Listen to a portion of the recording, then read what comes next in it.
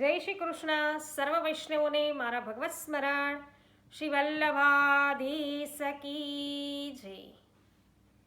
વૈષ્ણવો, આજે સત્સંગની અંદર શ્રી વલ્લભાચાર્યજીના જીવનની માહિતી આપતા પ્રાચીન પુસ્તકો કયા કયા છે એ પણ જાણીશું.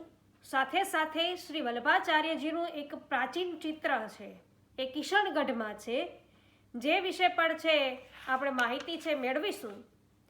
અને શ્રી મહાપ્રભુજી નિત્યલીલામાં કેવી રીતે પાછા પધાર્યા, શ્રી વલ્લભાચાર્યજીને શ્રી મહાપ્રભુજી કેમ કહેવામાં આવે છે એ પણ છે આપણે આ વિડીયો દ્વારા જાણવાના છીએ. તો વિડીયોના અંત સુધી છે જોડાયેલા રહેજો. વિડીયો પસંદ પડતો હોય વૈષ્ણવો તો અવશ્ય લાઈક કરજો, કમેન્ટ કરજો અને શેર કરવાનું ભૂલશો નહીં, જેથી દરેક મહત્વપૂર્ણ માહિતી છે એ આ સત્સંગ દ્વારા બધા વૈષ્ણવોને પ્રાપ્ત થાય. અને પુષ્ટિ સત્સંગ ચેનલ, એના દ્વારા આપણે સત્સંગ કરી રહ્યા છીએ, તો અવશ્ય પુષ્ટિ સત્સંગ ચેનલને સબસ્ક્રાઈબ કરી લેજો. તો શ્રી મહાપ્રભુજીના પૌત્ર શ્રી ગોકુલનાથજીએ નિજ વાર્તા, ઘરુ વાર્તા અને બેઠક ચરિત્ર નામના 3 ગ્રંથો છે એ વ્રજ ભાષામાં લખ્યા છે.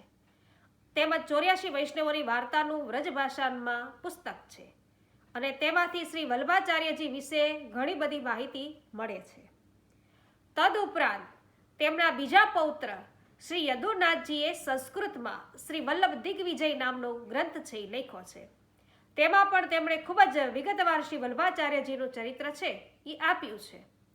આ ઉપરાંત શ્રી મુરલીધરદાસ રચિત શ્રી વલ્લભાચાર્ય ચરિત્રમ, શ્રી કલ્યાણ ભટ્ટ રચિત કલ્લોલ અને પંડિત ગદાધરદાસ રચિત સંપ્રદાય પ્રદીપ જેવા સંસ્કૃત ગ્રંથો અને સંપ્રદાય કલ્પદ્રુમ નામના ગ્રંથમાં પણ શ્રી વલ્લભાચાર્યજી વિશે ઘણું બધું કહેવાયું છે. અને આ બધા જ ગ્રંથો છે એ પ્રાચીન છે વૈષ્ણવ. હવે શ્રી વલ્લભાચાર્યજીનું સૌથી પ્રાચીન ચિત્ર રાજસ્થાનમાં અજમેર પાસે આવેલા કિશનગઢના રાજમહેલના મંદિરમાં બિરાજે છે. અને તે વિશે એમ કહેવાય છે કે દિલ્હીના સુલતાન સિકંદર લોદીએ શ્રી આચાર્યજી છે એનાથી પ્રભાવિત થઈને તેમના શાહી ચિત્રકાર હોનહાર પાસે તે બનાવડાવ્યું હતું. અને તે ચિત્ર છે મોગલ બાદશાહના સમય સુધી ચિત્રશાળામાં છે સંગ્રહાયું હતું. કિશનગઢના રાજા રૂપસિંહે શાહજહાં પાસેથી તે પ્રાપ્ત કર્યું હતું અને ત્યારથી તે ત્યાં જ બિરાજે છે. શ્રી મહાપ્રભુજી છે એ નિત્યલીલામાં કેવી રીતે પાછા પધાર્યા, તો શ્રી મહાપ્રભુજી 52 વર્ષના થયા ત્યાં સુધી છે એ 3 જુદા જુદા સ્થળે ભગવાને તેમને નિત્યલીલામાં પાછા પધારવાની આજ્ઞા કરી હતી. જે પૈકી પહેલી આજ્ઞા છે એ મધુવનમાં થઈ, બીજી આજ્ઞા છે એ ગંગાસાગર સંગમ પર થઈ અને ત્રીજી આજ્ઞા છે એ કાશીમાં થઈ. સંવત 1587ના વૈશાખ સુદ 10મે અડેલથી આ પ્રયાગ આવ્યા અને ત્યાં તેમણે ભક્તિ માર્ગીય સંન્યાસ ગ્રહણ કર્યો અને પૂર્ણાનંદ નામ ધારણ કર્યું અને ત્યાંથી કાશી પધાર્યા.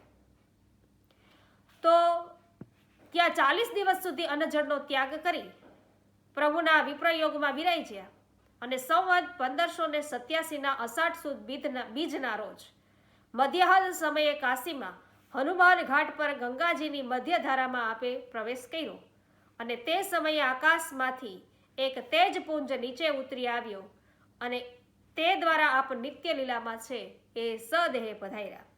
તો આપ પૃથ્વી પર કુલ 52 વર્ષ 2 માસ અને 7 દિવસ બિરાજ્યા. અને શ્રી મહાપ્રભુજી છે, શ્રી વલ્લભાચાર્યજીને શ્રી મહાપ્રભુજી કેમ કહેવાયા, તો એમ કામ કહેવામાં આવે છે મહાપ્રભુજી, તો હિન્દુ ધર્મના ગુરુસ્થાન અને મહિમા અનન્ય છે. ગુરુ આપણે હિન્દુ ધર્મની અંદર ગુરુનું સ્થાન જ અને મહિમા અનન્ય છે વૈષ્ણવ.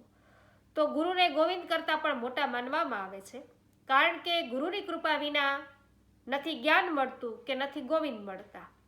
તો શ્રી ઠાકોરજી શ્રી મહાપ્રભુજીને સંપૂર્ણ વશ છે. તેથી સેવકોને મન શ્રી વલ્લભ પ્રભુના પણ પ્રભુ છે. તો શ્રી વલ્લભની કૃપા વિના શ્રી ઠાકોરજી મળે નહીં. માટે આપના સેવકો આપને પ્રભુનાએ પ્રભુ માટે મહાપ્રભુ કહે છે. તો વૈષ્ણવો, ઘણી બધી માહિતી આજે તમને પ્રાપ્ત થઈ હશે, તો અવશ્ય વિડીયોને લાઈક, કમેન્ટ અને શેર કરવાનું ભૂલશો નહીં. આજે સર્વને મારા જય શ્રી કૃષ્ણ. શ્રી વલ્લભાધીશ કી જય.